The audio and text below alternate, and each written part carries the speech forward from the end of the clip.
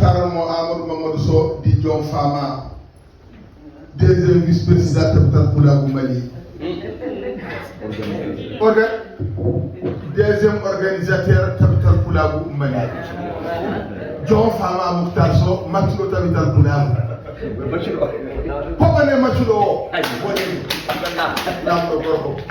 Page bakko findine do go gulali mu jajay natal nage jom mangu futa mo alday namna gunne no jambu kaadi do ado likke ko fi janga ka ene bona ko fijira ka ene majja lamdo bi lamdo mo wujjani lamu ko ni lamdo wayata ko ni neddo mako ba wayata ko ni ballo wo leñol wayata min tawi ada jogi darde do Nigeria do min tawi ka dugol so dugol ala tuba wonta ko fenere merci beaucoup min nani no ada wori tenkew. Good morning, yeah.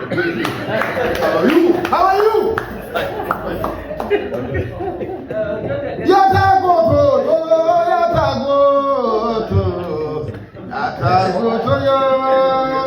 Alhaji Bello walaji yatagoto. So sindo ko serdu jogi no mimi seranma. E sindo ko avion jogi no mimi nanama e nder dule. Aïdiyade, Honorable Idrissa Sangare, Ari Doftima. Honorable Idrissa Sangare, Ari Doftima.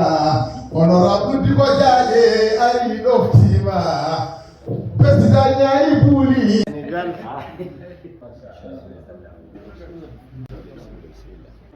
Bowar ko jamma. Alhamdulillahi Rabbil Alamin.